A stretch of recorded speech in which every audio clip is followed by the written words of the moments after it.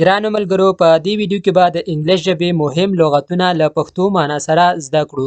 نو له تاسو څخه هیله کوو چې ویډیو تر پایه پورې وګورئ او په ویډیو باندې لایک او کمنټ ضرور وکړئ. راځو د ویډیو په طرف.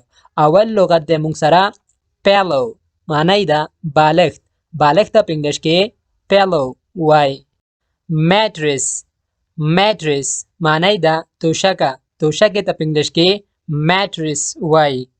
شاول، شاول معنی ده بیلچه.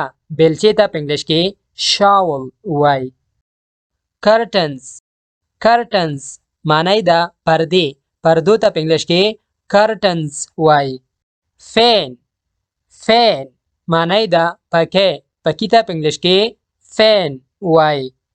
ویند، ویند معنی ده باد. باد ته په انګلیش کې ویند وای. هیمر، هیمر معنی ده سټک. سټک ته په انګلیش کې هیمر وای. فادر، فادر معنی ده پلار. پلار ته په انګلیش کې فادر وای. آکس، آکس معنی ده تبر. تبر ته په انګلیش کې آکس وای. ټویزر، ټویزر معنی ده نوسی. نوسی ته په انګلیش کې ټویزر وای. ټویلټ، ټویلټ معنی ده تشناب یا بیت الخلا. تشناب یا بیت الخلا ته په انګلیش کې ټویلټ وای. ټویلټ پیپر، ټویلټ پیپر معنی ده تشناب کاغذ. تشناب کاغذ ته په انګلیش کې ټویلټ پیپر وای. نیبر، نیبر معنی ده گاونډي. گاونډي ته په انګلیش کې نیبر وای. میلن، میلن معنی ده خټکی. خټکی ته په انګلیش کې میلن وای. بیبي، بیبي معنی ده ماشوم. ماشوم ته په انګلیش کې بیبي وای.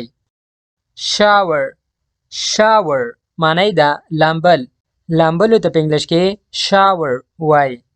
فیس، فیس معنی ده مخ. مخ ته په انګلیش کې فیس وای. میرر، میرر معنی ده آینه یا شیشه. شیشې یا آینې ته په انګلیش کې میرر وای. مانی، مانی معنی ده روپۍ یا پیسې. روپۍ یا پیسو ته په انګلیش کې مانی وای. تیف، تیف معنی ده غل. غل ته په انګلیش کې تیف وای. تیفت، تیفت معنی ده غلا. غلا ته په انګلیش کې تیفت وای. والټ، والټ معنی ده بټوه. بټوې ته په انګلیش کې والټ وای. پنسل معنی ده پنسل. پنسل ته په انګلیش کې پنسل وای. فرند، فرند معنی ده ملګری. ملګری ته په انګلیش کې فرند وای. مدر، مدر معنی ده مور. مور ته په انګلیش کې مدر وای. سیسټر، سیسټر معنی ده خور. خور ته په انګلیش کې سیسټر وای. ډک، ډک معنی ده بطخه یا هیلۍ.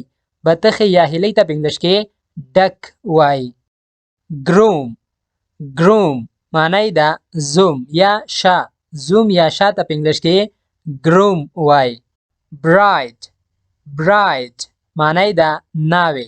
ناوې ته په انګلیش کې برایډ وای. وود، وود معنی ده لرګی. لرګي ته په انګلیش کې وود وای. مین، مین معنی ده سړی. سړی ته په انګلیش کې مین وای. میوزیم، میوزیم معنی ده عجایبګر. عجایبګر ته په انګلیش کې میوزیم وای. هغه ځایونه چې تاریخي شیان ورکې ساتل کیږي، تاریخي آثار ورکې وي، هغې ته میوزیم وای. فایر، فایر معنی ده اور. اور ته په انګلیش کې فایر وای. سموک، سموک معنی ده لوګی. لوګي ته په انګلیش کې سموک وای. پاور، پاور معنی ده طاقت او توان. طاقت او توان ته په انګلیش کې پاور وای. ویکنس، ویکنس معنی ده کمزوري. کمزوري ته په انګلیش کې ویکنس وای. ګراس، ګراس معنی ده واښه. وښو ته په انګلیش کې grass وای. market معنی ده بازار. بازار ته په انګلیش کې market وای.